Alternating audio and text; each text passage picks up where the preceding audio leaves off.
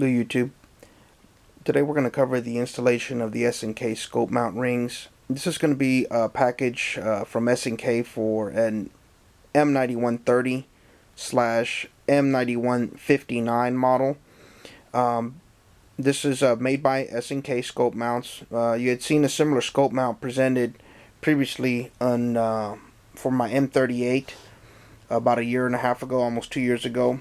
We went ahead and ordered another one. This is basically the kit here. So you get a set of instructions, the scope mount, a set of rings, the assorted screws, and this one was actually purchased through Brownells. Okay, the cost on this one was for $73.99 plus the cost of shipping, which was roughly about $8. As far as tools of what you're going to need, of course, assortment of levels that you see here. Okay, if you have that. If you don't have that, that's fine. You can actually purchase these for roughly about less than $10. You can even use a torpedo level. Previously had used one of these tape measure levels that came with it, and that seemed to work pretty good. Also, of course, you're going to need a set of punches. Okay, particularly you're going to need the 1/16 and the 3/32. The 3/32 is going to be your main driver for this, and then of course the follow through will be the 1/16 to push it through the hole. And as you can see here, I've already removed the rear sight. It's essentially just one screw, or I'm sorry, one pin, which is what you see here. Okay, you're also going to need some blue Loctite and a small mallet. You can actually use the polyurethane end to help use with the punches. Little or no effort. A lot of people have already done videos on that.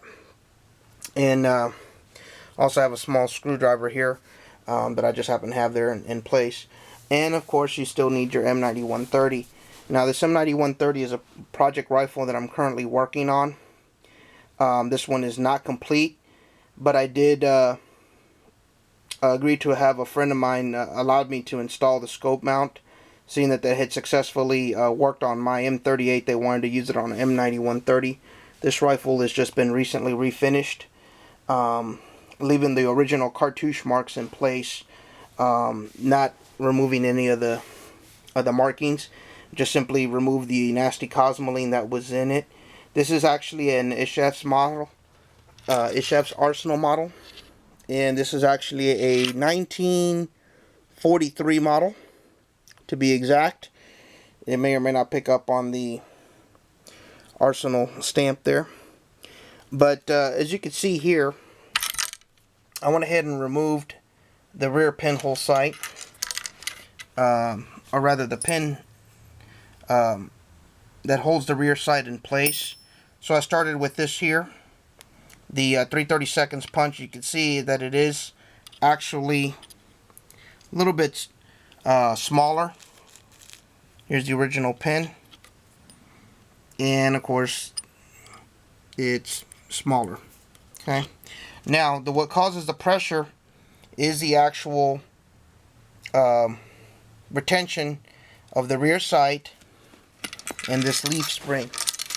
Now what I went ahead and did for you, and I'm actually going to go ahead and put my little gun vise here in place. Okay, and we'll go ahead and place the rifle here so you can actually clearly see. Once you've actually removed the rear sight pin and the rear sight, be careful because it will come up, so make sure you hold it so, and I'm sorry with the one, so you have it here, you hold it down, and as you're actually driving the pin through, as you can see here, it's going through, it'll release the pressure here from the rear spring. Now with your 3/32, you can still push down, forward, and out comes the rear leaf spring. Okay, and you can still see there's some cosmoline. Now this is a rifle that's still being worked on, so it's not complete. I went ahead and set the part aside. At this point, of course, you can still clean this up. Speaking of that, let me go ahead and get a paper towel here. Clean the remaining cosmoline. Now this had been more or less, for the most part, removed of any cosmoline on the metal surfaces, and of course the wood stock is when it was refinished. Now with these weapons being an arsenal hold for long periods of time, of course cosmoline will soak into places you don't typically see or think you'll find, but this is one of those places. So if you plan to do the S&K scope mount installation for any of the Mosin variants, of course you can always clean this up. And again, this is not something that is it's going to be completely installed permanently today. Now, one of the other things, of course, is what kind of scope are we going to use. For this particular scope, we have a NC Star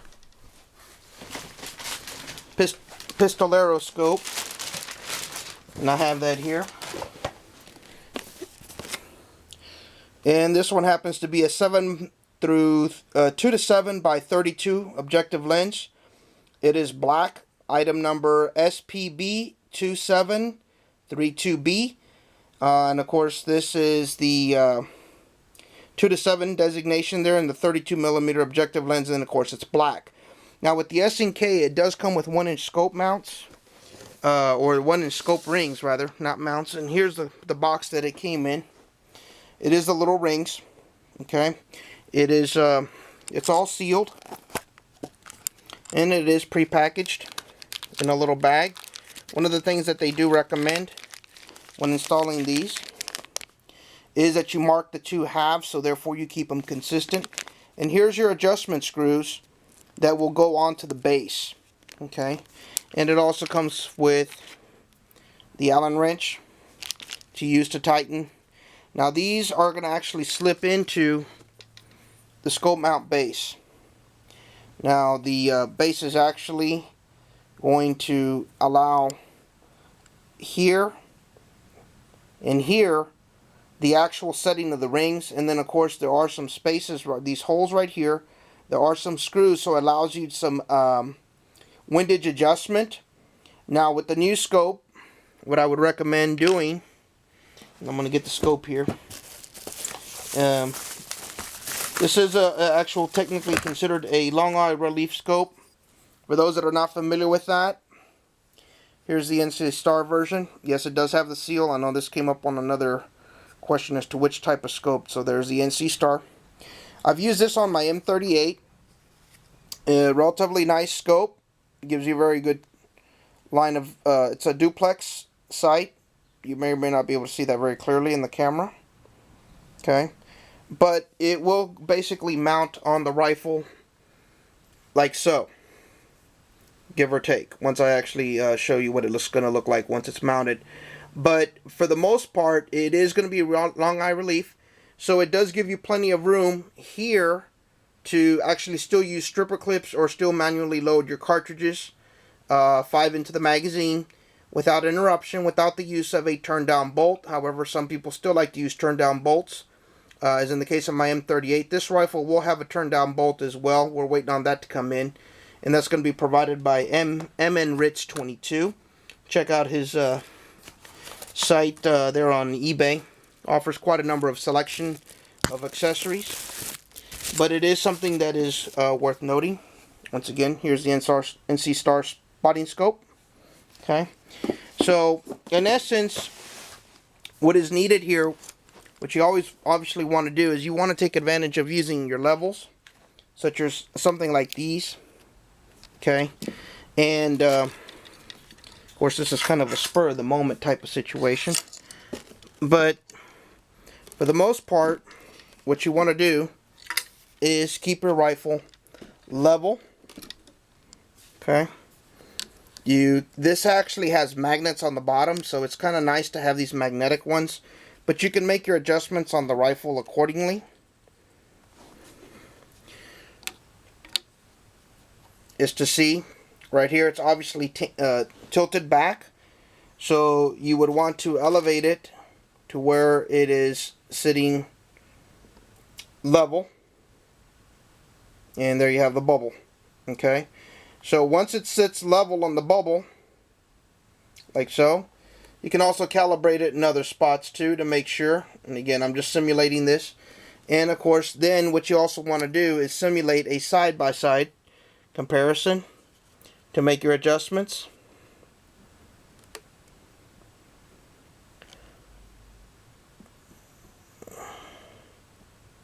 And there you have it.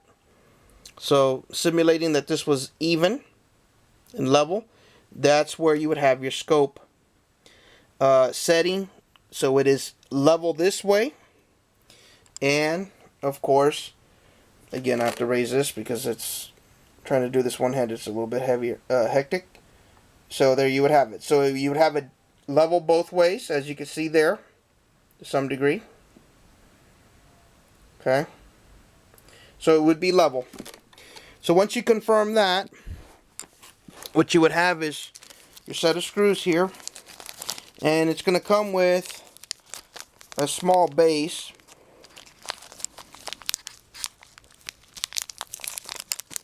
And that small base is this piece here. That would then sit, in essence, like so. Take it out again, so you have a better view. Place it down and back. What you want to do is catch that lip right there that you can see on the back part of this lip back here that's under. So you can see how it slides in. Okay. Then you'll take your actual mount, place that here, and line it up with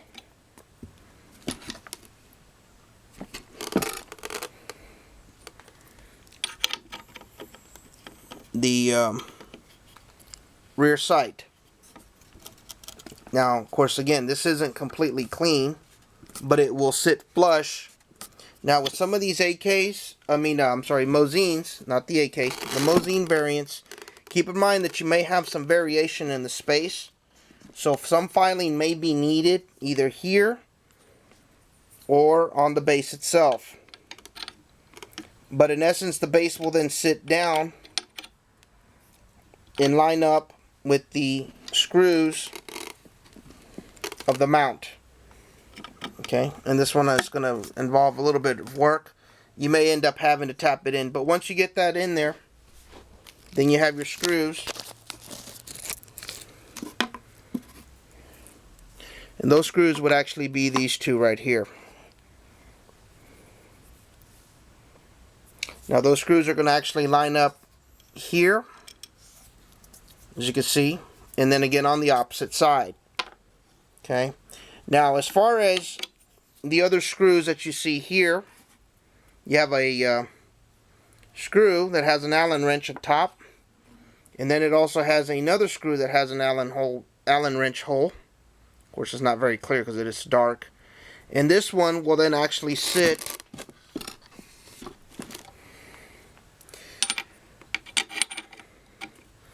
the flathead, or the larger one will sit here, and this one right here will then sit like so, as you can see here. Okay. Now once again, this is not the actual install. I'm just kind of going through the formality of the installation. It's a simulated installation because this rifle is not complete. What you would then do is then set your rings like so, and then your scope. Make sure, of course, you don't you want to set your adjustments. Then you're going to have your small screws here to allow this. You have two screws that are actually part of the replacement screws. You can see this is partially hinged. So you have one screw here, another screw right there, and then you also have your smaller screws, which are these little cone-shaped ones, which are not coming in very clear on the camera. But these are the ones that are actually going to go right here. Now these are the ones that are going to provide the adjustments to go side by side. And of course that's where you would need a laser bore sighter if you have one. It's always nice to have it. At any time you place these screws, of course, you always want to put Loctite. And that's where the levels are going to come in to where you can level everything and set it. I'm going to go ahead and get the other one. I'm going to go ahead and take this out for the moment.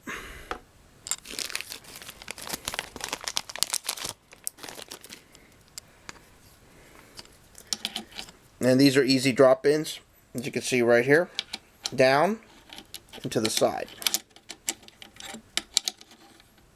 Okay.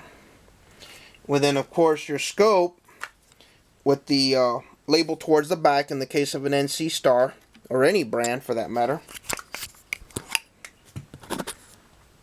would then go like so. The rings would then be adjusted, and then of course set your scope as you see fit. Okay. Once again, you can still use a level to again make sure that everything is continuous on the level here. Of course, again, this is just a quick one, quick install video, so you can see you would have it there. You could cross-reference it in different places with the scope to make sure that once your scope is level, then you can tighten down a little bit and make your adjustments. Make your adjustments on the screws down here on the base with the scope already installed, and make your adjustments. You can see there's play to make your adjustments. Now with the Mosins, of course, once again, there is a variation on some of these rifles.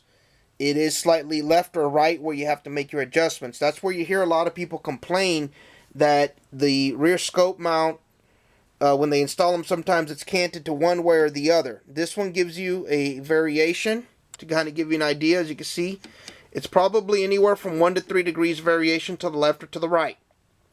Okay, the one in the front really is not much, but it does pivot. Once you find it, go ahead and tighten it to where the crosshairs are where you need them to be. So if you have your laser bore sighter and you get that situation where it's like so, and you're happy with it, that gives you a go ahead and tighten everything down, knowing that everything is level on the scope mount, on the rifle scope, before making any adjustments.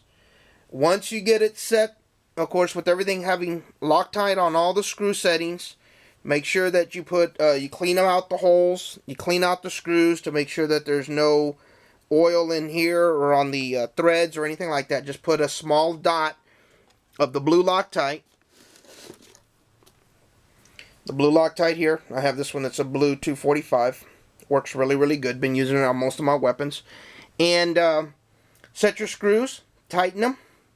Let the blue Loctite cure for roughly about 24 hours before you fire them. And then now you pretty much have your scope centered, so now you make your adjustments on your elevation and your windage with as needed. When I actually did this originally, I had gone through several different types of scope mounts that I did not like. They all failed. They could not hold the recoil. This is all steel. That's the most important thing, is that everything that S&K makes, it's all steel. So that's the good part about it. So that gives you a better understanding on how to install the scope mount. I know this is pretty much on the fly, but you can use a number of levels to work with. You can make it your own, and then once you're comfortable with the laser bore sighter, use that. Make your adjustments as needed. You may not need probably any more than 10 rounds at the most, and your rifle should group. Now, of course, you can still shim the rifle. You can still do a number of things. You can still bed it. If you have a custom stock, you can pillar bed it, and that should help with the accuracy. For those that may be on a budget, I mean, this does cost about $80. The scope itself is about $50. The rings are already included with the mount. So for the most part, for roughly about maybe, depending on how quickly you can install it, you can take anywhere from about 20 to as much as an hour, depending if you need any kind of filing to be done. But it could be done, and it's a worthwhile investment. It will add a little bit of weight, but again, remember, you're balancing the weight in the middle of the rifle, and it's not towards the rear. Of course, if you have a turn-down bolt, that's a little bit more weight. And again, this is kind of something that somebody asked me to help them do. And again, this is a project that is still in the works. So I hope this helps people with the NC Star Scope as far as this installation and seeing. I'm going to go ahead and rotate that so you can see the brand.